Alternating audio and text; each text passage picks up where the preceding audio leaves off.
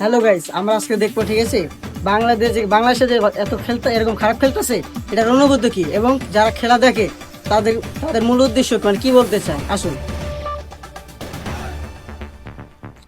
Excuse ভাইয়া, তো খেলা টেলা কি দেখেন ক্রিকেট?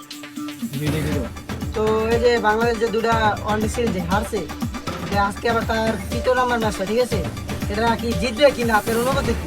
এই ফালতু টিম জিতবো। হালা হালা তো প্লেয়ারদের বিষয়ে কিছু বলেন। কোন প্লেয়ারটা ভালো খেলছে অথবা খারাপ খেলছে? এই যে ওপেনিং এ তানি টাইম নামে আর বাল খেলে, আর জাকির আলী তো থানা উঠে গুল পায় না, আর বাসাতে ভাত খায় না, বউ মারে, এই মাঠে থানা উঠতে পারে। এই যে নতুন প্লেয়ারটা শান্ত শান্ত মানে শান্ত, এই যে এরা যে মিরাজ ঢুকেছে নতুন, তো আপনি এটার বিষয়ে কিছু বলেন। মিরাজ মিরাজ টিরাজ খাওয়া আছে, এই আফগানিস্তান পাকিস্তান গুলো মিরাজ টিরাজ খাওয়া আছে নিয়ে। তো আপনি একটা বাংলাদেশি হয়ে তুমি আপনি বাইরের দলে সাপোর্ট করতেছেন। আমি ভালোবাসি করে, আমি বাংলাদেশ ভালোবাসি না, আর আমার হোগা মারে